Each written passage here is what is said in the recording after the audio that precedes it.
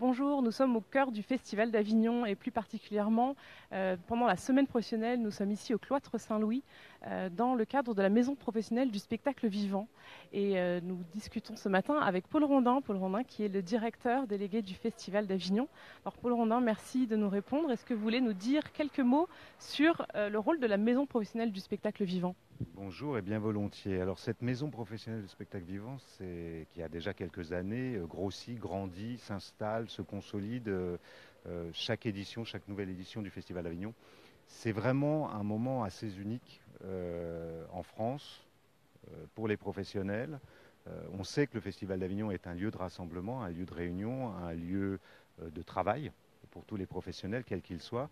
L'idée, c'était de pouvoir coordonner, organiser ce travail et donner un espace à toutes les organisations professionnelles pour qu'elles puissent faire des réunions, des débats, des ateliers, des colloques, enfin que ce soit vraiment ici au cœur du festival, puisque le Cloître Saint-Louis, c'est à la fois le siège du Festival d'Avignon, mais aussi de l'ISTS, l'Institut supérieur des techniques du spectacle. Donc c'est vraiment une maison de spectacle vivant que les professionnels, pendant une semaine, se retrouvent là et puissent travailler ensemble. L'autre chose, c'était aussi, avec le temps, nous sommes aperçus qu'il était important d'éditorialiser les propos, d'éditorialiser les débats et de constituer un véritable programme qui, lui, est un peu plus ouvert, c'est-à-dire convoque tous les publics qui viennent au festival. Ce ne sont pas forcément des professionnels, mais ce sont aussi des gens qui sont des amateurs depuis des années, qui ont envie de savoir, quand je dis amateurs, amateurs de spectacle vivant,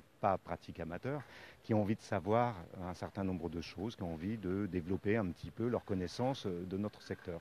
Donc ça sert à tout ça. Vous avez cette grande et magnifique cour où il y a des débats publics, une fois encore ouverts à tous, et puis vous avez un bâtiment derrière vous où il y a de multiples salles de dimensions très différentes où on peut, une fois encore, débattre, se chamailler, inventer, créer des choses et surtout, je l'espère, produire de l'avenir.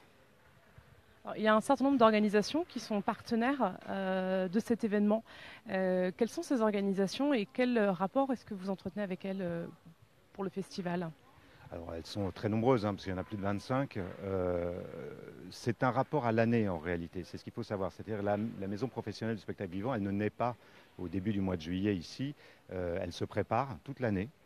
Elle est coordonnée par Fabrice Bongiorni, qui fait ça, qui travaille aussi à l'ISTS et pour le festival dans ce cadre, et qui toute l'année organise des séances plénières où nous nous retrouvons tous pour envisager ce que nous ferons ici. Alors, il ne s'agit pas d'organiser, là, on ne parle pas d'opérationnel, on ne parle pas juste du pragmatisme de qui va dans quelle salle, mais au contraire, qu'est-ce qui traverse nos professions, de quoi ont envie nos métiers, où ils en sont, et qu'est-ce qu'il est important de raconter une fois qu'on se retrouve en juillet à Avignon. Et ça, c'est tout ce qui peut traverser à l'année les grands débats, les tensions aussi, les besoins. C'est à la fois politique et je dirais philosophique, on peut ne pas avoir peur du mot, en ce sens qu'on a éprouvé le besoin, par exemple, depuis à peu près 2 ans, de se rapprocher des chercheurs, du monde de la recherche, pour réouvrir aussi notre propre champ de discussion et d'intervention. De dire, ben voilà, on a peut-être besoin du regard des autres, on a peut-être besoin de confronter là où on en est, à où en sont d'autres, et comment ils le vivent, et comment ils inventent eux-mêmes leur domaine. Vous dites le mot philosophie, effectivement, le débat d'hier était relativement philosophique et très riche en termes de contenu. Euh, Au-delà de ce débat, par exemple, quels sont pour vous les temps forts ou les sujets les plus importants, les plus saillants, ou en tout cas ceux qui vous intéressent le plus au cœur de tous ces débats? Tous les sujets sont saillants, tous les sujets sont importants. C'est comme quand on me demande de choisir un spectacle dans la programmation du festival, c'est impossible. Si tout est ici, si tous les débats, les nombreux débats qui sont présents pendant la semaine professionnelle ont trouvé place, c'est qu'ils sont importants. Après, je peux juste vous dire, parce que je trouve ça assez passionnant, que par exemple, demain, nous aurons un séminaire, je reviens sur mon histoire de recherche et de création, où les professionnels du spectacle vivant rencontrent des chercheurs, des gens du monde de l'Agence nationale de la recherche.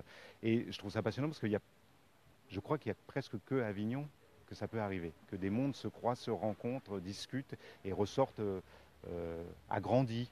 Alors le terme n'est pas très joli, mais en tout cas, oui, si l'horizon s'agrandit. Et c'est l'espoir que nous avons ici.